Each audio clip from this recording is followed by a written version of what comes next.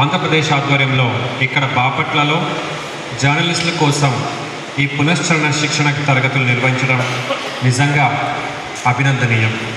ఇలాంటి కార్యక్రమాలు తరచులో 4వ స్తంభం. ప్రజలకు నిజం చెప్పే బాధ్యత జర్నలిస్టుల మీద ఉంది. అందుకే ఈ శిక్షణ తరగతిలో కేవలం క్లాసులు మాత్రమే కాదు, మన వృత్తిని మనం మరోసారి మనమే పరిశీలించుకునే అవకాశం. ఈ రోజుల్లో వార్తల వేగం పెరిగింది. సోషల్ మీడియా వల్ల సమాచారం క్షణంలో వ్యాపిస్తుంది. కానీ వేగంతో పాటు ఖచ్చితత్వం కూడా ఉండాలి. నిజ నిర్ధారణ లేకుండా వచ్చిన వార్తలు సమాజానికి నష్టం కలిగిస్తాయి. నేర్చుకునే అంశాలు, వృత్తి నైతికత ఇవన్నీ మీ రోజువారీ పనిలో తప్పనిసరిగా ఉపయోగపడాలి. జర్నలిజం అనేది కేవలం వార్త రాయడం మాత్రమే కాదు, ప్రజల విశ్వాసాన్ని సంపాదించడం. ఆ విశ్వాసం ఒకసారి పోతే తిరిగి తెచ్చుకోవడం చాలా కష్టం. అందుకే ప్రతి వార్త వెనుక బాధ్యత ఉండాలి. ఇంకో ముఖ్యమైన అంశం జర్నలిస్టుల భద్రత. ఫీల్డ్ ప్రమాదాలు మనందరికీ తెలుసు. ఇటీవల బాపట్లకు చెందిన ఒక జర్నలిస్టు రోడ్డు ప్రమాదంలో మృతి చెందడం మనందరినీ కలిచివేసింది. మన వృత్తి ఎంత ముఖ్యమో మన ప్రాణాలు, మన కుటుంబం కూడా అంతే ముఖ్యమైనవి. తప్పనిసరిగా హెల్మెట్ ధరించండి, రోడ్డుపై భద్రతా నియమాలు పాటించండి. ఈ శిక్షణ తరగతులు మీకు కొత్త ఆలోచనలు, కొత్త దృక్పథం ఇవ్వాలి. ఇక్కడ నేర్చుకున్న విషయాలు కేవలం నోట్స్కే పరిమితం చేయకుండా ఫీల్డ్లో అమలు చేయాలి. అప్పుడు మాత్రమే ఈ తరగతులు అసలు ఉద్దేశం నెరవేర్చుతుంది. ఇలాంటి శిక్షణ కార్యక్రమాలు నిర్వహిస్తున్న సిఆర్ మీడియా అకాడమీకి, సహకరిస్తున్న APUWJకి నా అభినందనలు. ఈ కార్యక్రమాన్ని సద్వినియోగం చేసుకోవాలని మీ అందరికీ నేను కోరుకుంటున్నాను. అలాగే మీ అందరి ద్వారా ఈరోజు బాపట్ల జిల్లాలో ఒక మంచి ఆలోచనతో ముందుకెళ్తున్న ఒక విషయం కూడా మీ అందరితో పంచుకోవాలని నేను అనుకుంటున్నాను.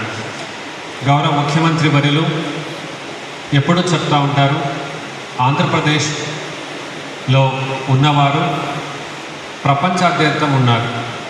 ఇక్కడ బాగా చదువుకొని సమాజంలో పైకొచ్చి ఆర్థికంగా బాగా అయిన వాళ్ళు చాలామంది ఉన్నారు. వాళ్ళతో పాటు చదివిన వాళ్ళు, వాళ్ళతో పాటు ఎదిగిన వాళ్ళు ఇంకా కూడా గ్రామంలో అదే పరిస్థితిలో ఉన్న వాళ్ళని మనము పైన తీసుకురావడానికి వాళ్ళిద్దరి మధ్యలో ఒక వంతెనని ఏర్పాటు చేయాలన్నారు. ఈ ఒక స్ఫూర్తితో బాపట్ల సేవా సేతు, ఆ P4 బ్రిడ్జ్ టు బాపట్ల అంటే మన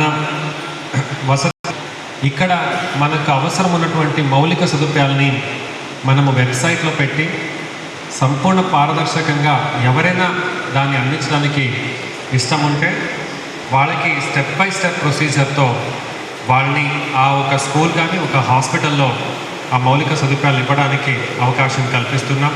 మీ అందరికీ నేను కోరుకుంటున్నాను. మీ అందరు కూడా చాలామంది తెలిసి ఉంటారు. ఈరోజు సాయంత్రం మనం ప్రెస్ కాన్ఫరెన్స్ కూడా పెట్టుకున్నాం.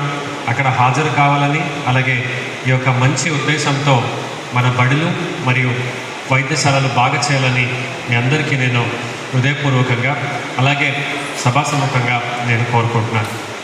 అలాగే జర్నలిస్టులతో గత 10 సంవత్సరాలు నేను ఈ రాష్ట్రంలో నేను చేసిన ఈ పయనంలో జర్నలిస్టులు నాకు ఎంతో సహకారం ఇచ్చారు.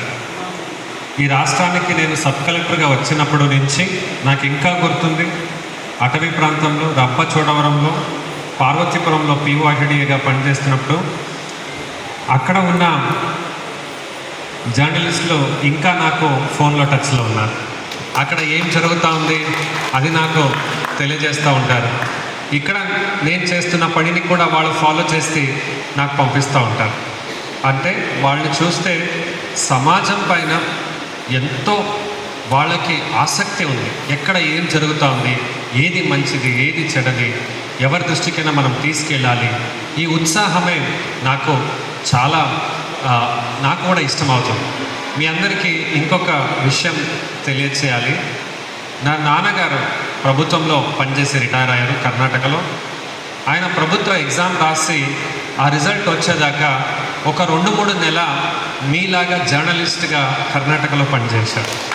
సో ఆయన ఎప్పుడో చెప్తా ఉంటాడు, ఒక ఇంక్విజిటివ్ నేచర్, ఏం జరుగుతూ ఉంది, ఎక్కడ ఏం జరుగుతూ ఉంది, అలాగే అందరితో టచ్లో ఉండడం, అన్ని రంగంలో కూడా అన్ని వర్గాల్లో కూడా ఆయన ఒక సభ్యుడిగా ఉండడం, ఇవన్నీ ఒక మంచి క్వాలిటీస్ జర్నలిస్ట్లో ఉన్నాయి. మీ అందరి కృషితో జిల్లా బాగుపడాలి, రాష్ట్ర బాగుపడాలని కోరుతూ మీ అందరికీ మరొకసారి ధన్యవాదాలు తెలియజేసుకుంటూ ముగిస్తున్నాను. ధన్యవాదములు. సరే.